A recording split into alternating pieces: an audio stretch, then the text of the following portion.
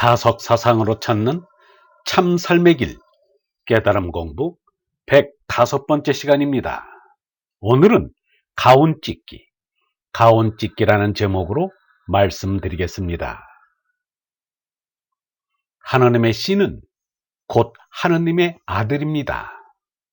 하나님의 얼생명의 한 것이라 씨라 하지만 그것이 바로 하나님입니다. 예수가 아버지와 나는 하나이다 라고 한 것이 이 때문입니다.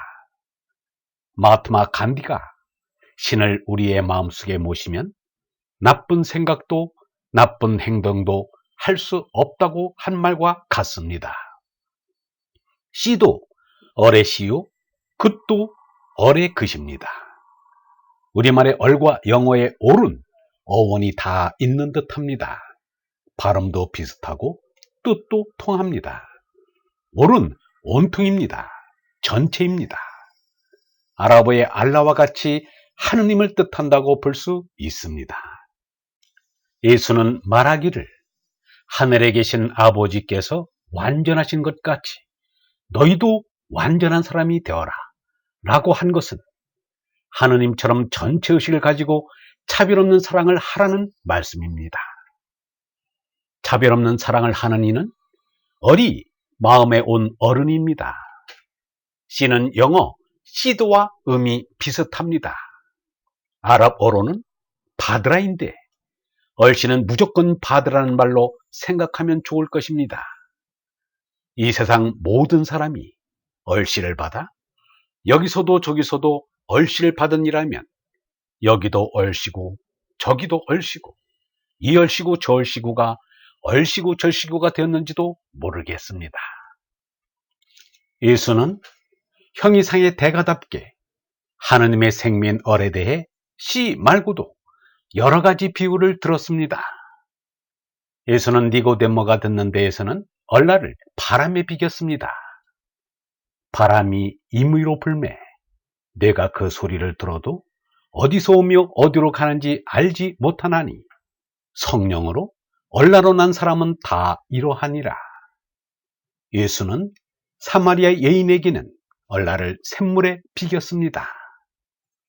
이 물을 마시는 자마다 다시 목마르려니와 내가 주는 물을 마시는 자는 영원히 목마르지 아니하리니 내가 주는 물은 그 속에서 영생하도록 솟아나는 샘물이 되리라. 예수는 제자들에게 자신이 하느님 아버지로부터 얼생명을 받은 사람임을 증언하며 얼을 빛에 비유하였습니다. 빛이 있는 동안에 빛을 믿고 빛의 자녀가 되어라. 그 밖에도 예수는 하느님이 주신 얼생명을 누룩에 비기기도 하고 보물에 비기기도 하였습니다. 유영모가 하느님이 주신 얼라를 씨로 나타낸 말을 하나 더 옮깁니다. 이 고깃덩어리 몸나는 온통 죄악이다. 깜짝 정신을 차리지 못하면 내 속에 있는 하느님의 아들인 얼라를 내쫓고 이 죄악 몸뚱이가 차지하게 된다. 그러므로 사람은 얼라를 깨지 않으면 멸망해버린다. 이 몸은 멸망하고 만다. 그런데 내 마음속에 죽지 않는 하느님 아들의 씨가 있어서 이 씨인 얼라로 죽지 않고 영생한다. 하느님이 사람들에게 독생자를 주셨다는 것은 하느님의 씨를 우리에게 주셨다는 것이다. 이 몸은 짐승이다. 그러나 다른 짐승과 다르다. 내 속에 있는 하느님의 씨가 있어서 이것을 깨달으면 얼라로는 하느님 아들이 된다. 우리가 뭐라고 이 짐승인 우리에게 위로부터 난 영원한 생명인 얼라를 주셨으니 이게 정말 사랑이 아니겠는가? 이보다 더 큰 사랑은 없습니다. 이보다 더 큰 보물은 없습니다. 이보다 더 큰 가치는 없습니다. 유영모는 말에서 하느님의 자취를 찾고 말에서 하느님의 숨기를 느꼈습니다.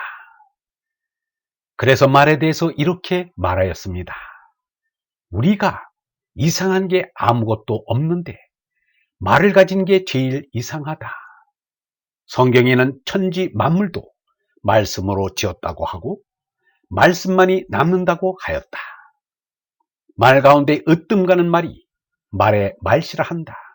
한마디로 평생 갈 말은 없는데 사람들은 좌우명이라 하여 그것을 찾는다. 나의 간단한 말로는 재계가 있는데 저기 거기에 하느님의 얼나라란 뜻이다. 불교에서 말하는 피안이란 뜻이다.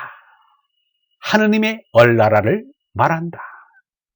제게로 돌아가자는 것이 예수 석가의 귀일 정신이다.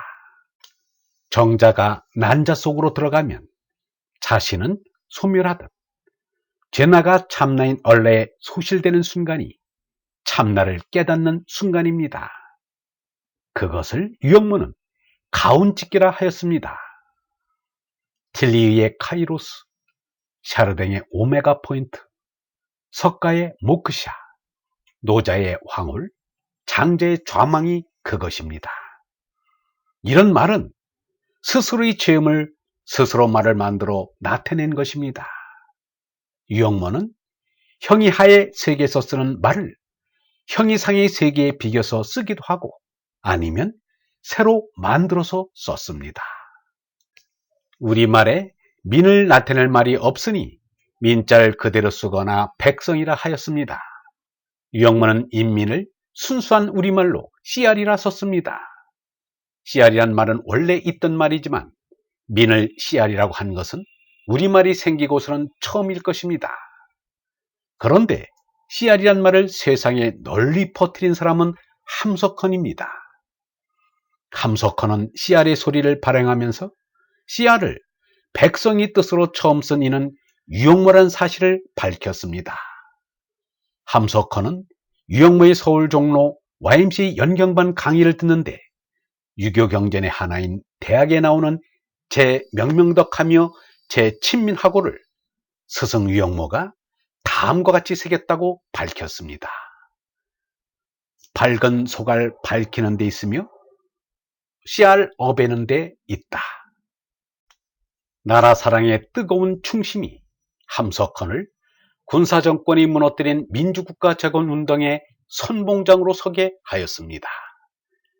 그리하여 그는 여러 곳에 초청되어 군인들은 정치에 손을 떼고 국방이라는 본연의 임무로 돌아가라는 이른바 민주화 운동이라는 시국 강연을 하지 않을 수 없게 되었습니다. 한 번은 강연을 하다가 쓰러져 혼절을 한 일도 있었습니다. 함석헌이 추진한 민주화 운동의 방법은 마하트마 간디의 비폭력 무저항과 소로의 시민 불복종이었습니다.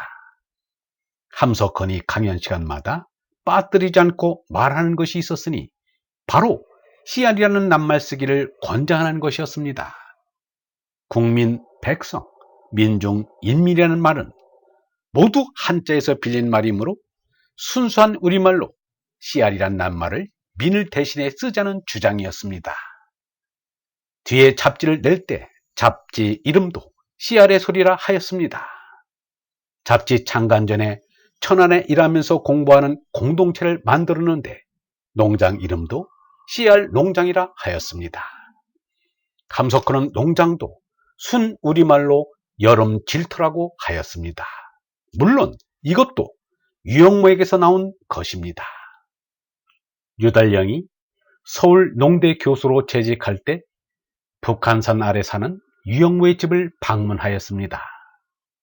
유영모가 농대 교수인 유달령에게 농업이니 농산이 해도 한문에서 온 낱말인데 순 우리말로는 뭐라 했으면 좋겠느냐고 물었습니다.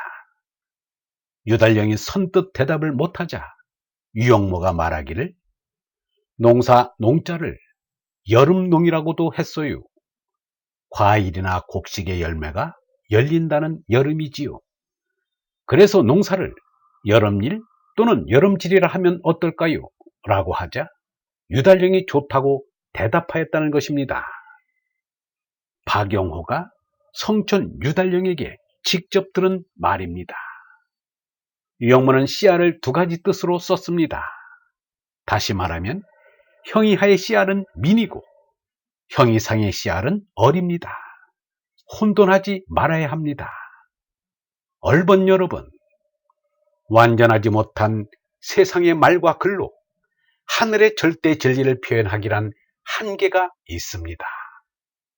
얼번님들의 지혜로 서성유영모의 말과 글 속에 숨겨진 진리를 부디 찾으셔서 하늘과 뚫리는 영광을 누리시기 바랍니다.